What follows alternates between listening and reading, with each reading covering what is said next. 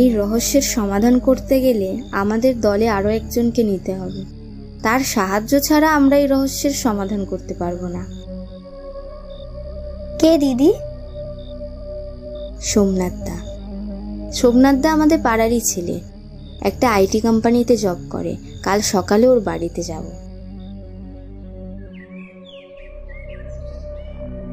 কিরে পিঙ্কি, কেমন আছিস তোরা সব? হ্যাঁ দাদা, এমনিতে আমরা সবাই ভালো আছি, কিন্তু শুনেছ নিশ্চয়ই আমাদের এই পাড়ায় আতঙ্কের কথা।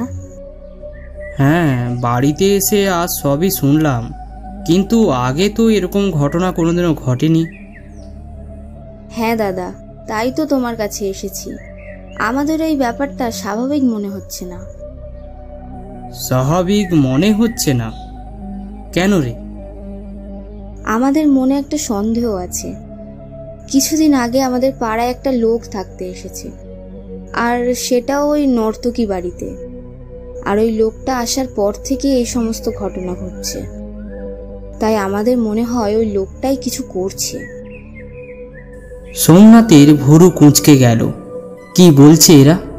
ওই নর্তকী বাড়িতে কেউ একজন থাকতে এসেছে? ওটার অবস্থা যা, ওটা তো যে কোনো মুহূর্তে ভেঙে পড়বে। Very interesting. আচ্ছা, তোরা এখন কি চাস বল? দাদা, আমরা চাই তুমি আমাদের সাথে মিলে এই রহস্যের সমাধান করো। ঠিক আছে, কাল থেকে তাহলে এই অভিযান শুরু করা হোক।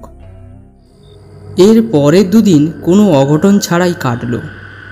পাড়ায় সকলের মধ্যে একটা চাপা আতঙ্ক ছড়িয়ে রইল ঠিকই, কিন্তু তারই মধ্যে সবার রোজকার জীবন সাধারণভাবে চলতে থাকল। সোমনাথ সেদিন রোজকার মতো বাড়ি ফিরছে অফিস থেকে।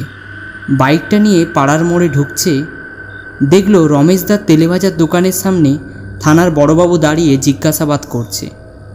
সোমনাথ বাইকটা থামিয়ে সেদিকে এগিয়ে গেল। কি ব্যাপার স্যার, কিছু কি হয়েছে? কে আপনি? আমি এই পাড়ারই ছেলে, এই সামনেই আমার বাড়ি। না, তেমন কিছু নয়। পাড়ায় আবার একটা রহস্যময় মৃত্যু হয়েছে, জানেন তো সেটা? পদ্মদিঘির ঘাটের পাশে রক্তশূন্য অবস্থায় একটা দেহ পাওয়া গেছে। তাই কেউ কিছু জানে কি না সেই নিয়ে জিজ্ঞাসাবাদ চলছে। আবার আবার কে মরেছে স্যার? পাড়ায় থাকেন অথচ খবর রাখেন না দেখছি।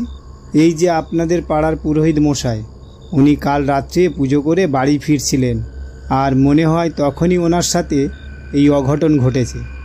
তাই আপনারা পাড়ার ছেলে, একটু খোঁজ খবর রাখবেন। সন্দেহজনক কিছু দেখলে আমাকে খবর দেবেন, ঠিক আছে? চলি এখন। কি হচ্ছে বলো তো সোমনাথ বাবু, আমার তো খুব ভয় ভয় করছে। রমেশদা, তুমি এত রাত করে দোকান খুলে রেখো না, তাড়াতাড়ি আজ বাড়ি চলে যাও, দিনকাল যা পড়েছে। সোমনাথ না বাড়ি ফিরে আগে পিঙ্কিদের বাড়িতে গেল। ওদের সঙ্গে একবার কথা বলতে হবে। শোন, আমি একটা প্ল্যান বানিয়েছি। আমি খবর নিয়ে দেখেছি ওই লোকটি সকালে বাড়িতে থাকে না। এই সুযোগ নিয়ে আমরা বাড়ির ভিতরে ঢুকব, আর ভালো করে ঘরটার তল্লাশি নেব, যদি কোনো প্রমাণ পাওয়া যায়। যথারীতি পরের দিন সকালবেলায় ওরা নর্তকী বাড়ির সামনে এসে দাঁড়ায়। কিছুক্ষণ আগে ওরা দেখেছে ওই লোকটি বাড়ি থেকে বেরিয়ে বাজারের মধ্যে ঢুকেছে। একটুও সময় নষ্ট না করে ওরা বাড়ির ভেতরে প্রবেশ করল। বাড়িটার ভেতরটা ঘুটঘুটে অন্ধকার, কোথাও কোনো আলোর লেশ মাত্র নেই। ঘরের দরজা জানলা বন্ধ হওয়া সত্ত্বেও একটা মিষ্টি গন্ধ ওদের সবার নাকে এলো। সোমনাথদা, এই মিষ্টি গন্ধটা নিশ্চয়ই তোমার নাকে আসছে। একটা অবাক করা ব্যাপার জানো, এই বাড়ির সামনে আমরা আগেও এসেছি, কিন্তু এই গন্ধ আমরা এর আগে কখনোই পাইনি। কিন্তু ওই দিন যখন আমরা ওই লোকটির সাথে দেখা করতে এসেছিলাম, ঠিক এই গন্ধটাই আমরা পেয়েছিলাম। শোন তাহলে, আমাদের হাতে খুব কম সময় আছে, যা করার তাড়াতাড়ি করতে হবে। আমরা মোট 4 জন রয়েছি। আমি আর দীপ ওই ঘরটা ভালো করে খুঁজে দেখছি। তুই আর সুমন অন্য ঘরগুলো দেখ। আর শোন, আমাদের যা কিছু করতে হবে সব কিছু সাবধানে।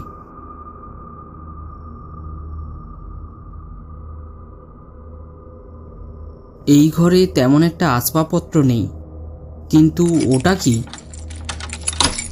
সোমনাথ বাক্সটা খুলতেই দেখলো তার ভেতরে অনেক সেন্টের বোতল, কিন্তু এগুলো লোকটির কি কাজে আসে এটা সোমনাথ ঠিক বুঝতে পারল না। আচ্ছা, এগুলোর থেকেই তাহলে ওই সুগন্ধটা আমাদের নাকে আসছিল। চল দেব, আমরা ওই দিকটা গিয়ে দেখি, যদি আর কিছু হাতে লাগে। এদিকে পিঙ্কি আর সুমনের চোখ চড়ক গাছ। ওরা যে ঘরটায় এসে উপস্থিত হয়েছে সেই ঘরটার মেঝেতে মানুষ, গরু, ছাগলের সব হাড়গোড় পড়ে আছে। পিঙ্কি এইসব দেখে ভয়ে আঁতকে উঠল। সোমনাথ দা, এদিকে একবার এসো তাড়াতাড়ি। সোমনাথও ব্যাপারটা দেখে খুব ভয় পেয়ে গেল। তাহলে আমাদের সন্দেহ ঠিক, ওই লোকটি এইসব খুন করছে। তোরা একটা জিনিস লক্ষ্য করে দেখেছিস? আমাদের গ্রামে গরু, ছাগল বা মানুষ যারাই মরেছে তারা 5 দিন পর পর মরেছে।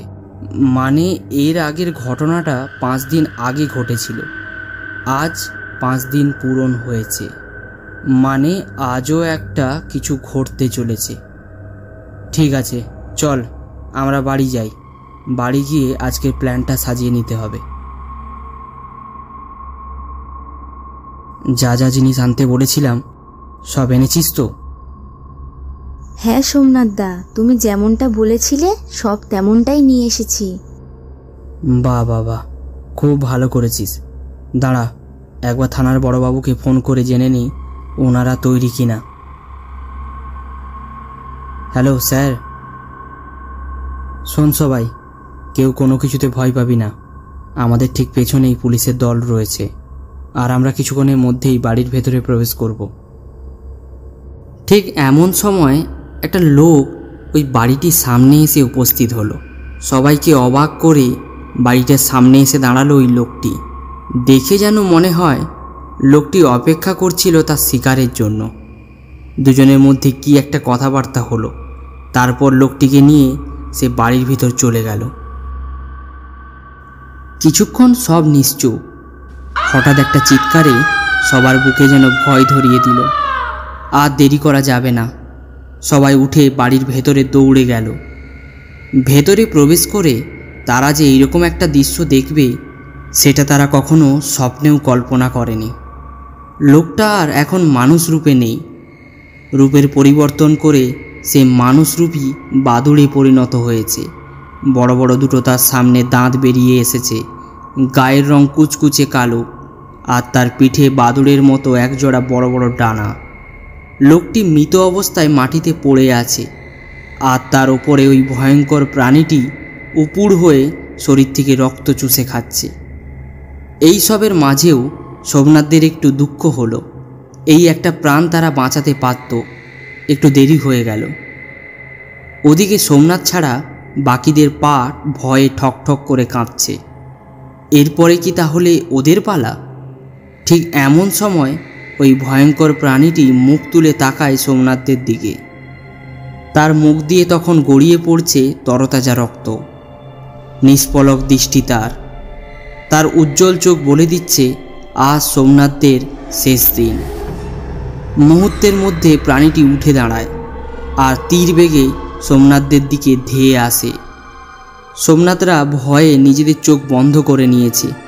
এমন সময় একটা বন্দুকের আওয়াজ, আর তারপরে ধূপ করে একটা আওয়াজ, আর তারপর সব নিস্তব্ধ। আর আপনাদের কারোর ভয় পাওয়ার প্রয়োজন নেই, আমার বন্দুকের গুলিতেই ওর মৃত্যু হয়েছে।